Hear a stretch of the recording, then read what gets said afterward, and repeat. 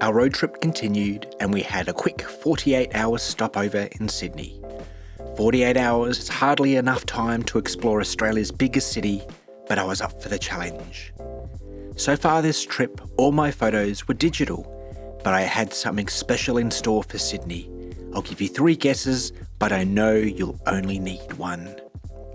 Yes, I'm going to capture Sydney on 35mm film. I had the Rollei 35S loaded with Kodak Vision 250. I know these rolls usually give me about 40 photos, so the challenge was in. Could I get through a roll of Sydney in 48 hours? When I have such a wide variety of things to shoot and a limited number of shots, I get kind of a creative paralysis. I don't want to waste any shots, but I don't want to miss any potential bangers. So what do? Act like a tourist and go for as many film cliches as possible. Sydney turned up the sunshine, and with it, some amazing big colours, shapes and compositions. Bondi Beach, the first stop, long weekend, teeming with people out and about. This beautiful crescent-shaped beach just pops with compositions. The Bondi skate bowl with its brilliant blue, the icebreakers at the southern end, the throngs of people, the Art Deco lifeguard tower, the quirky things that Bondi just does so well.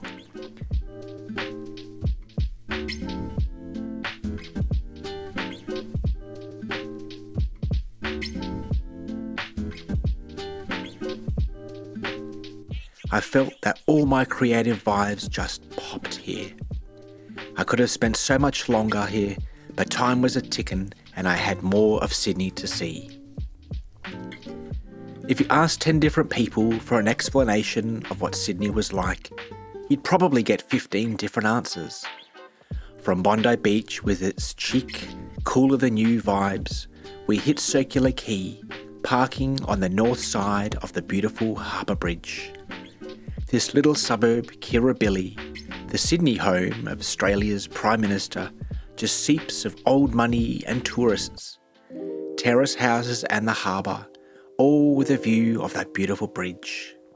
That bridge, we walked over it, taking a quick detour up one of those bridge towers for an amazing 360-degree view of this ever-expanding city. The stories etched into those big stones, I could smell it.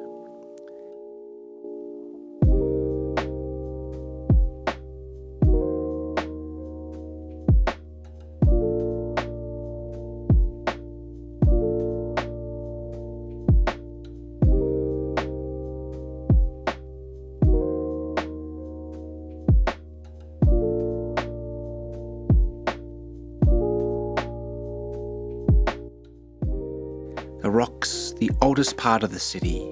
I just loved it. Circular Quay, views of the famous Opera House, those delightful green ferries that cut a smooth path through the clean, crisp harbour. Can you beat it? I felt rushed. We were on the clock with so much to see. Still, I managed to capture some classic tourist bangers.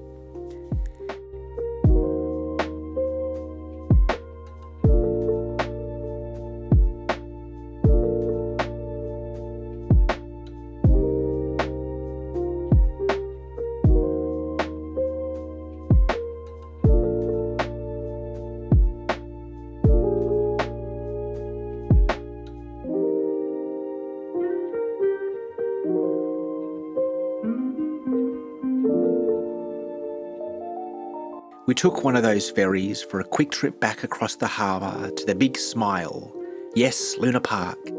It was here that I caught by some of my favourite shots in Sydney. The sun was peaking, the colours of this old theme park were popping. The whole New York, Coney Island vibe of this place was just so yum. I'd never visit again, but I loved every second of carrying a camera around. The day was ending, and as anyone knows, 250 speed film kind of poos itself when the sun goes down.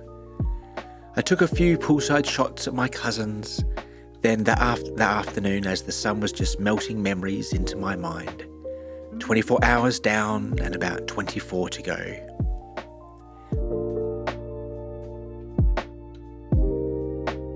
The sun rising, day wasting, plans for today, Taronga Zoo. I knew I was powering through my roll, capturing banger after banger. How many shots did I have left? I knew there were some iconic shots to be had at the zoo with a view. Did I have enough to capture those final shots? Time was ticking and the film was being shot. If you've ever been to Taronga Zoo, you'll know the shots I'm talking about. Those giraffes with the harbour in the background. I wanted that shot and I needed that shot. Click, wind, click, no more winding. I had a blast in Sydney. My only regret, and it's not even a regret, was not having a zoom lens. I want to thank you to my cousin's little boy Joshy for the amazing video from the car. Sydney, you've been an amazing host. Next stop, Katoomba and the Blue Mountains. Love God, love others, take time to listen.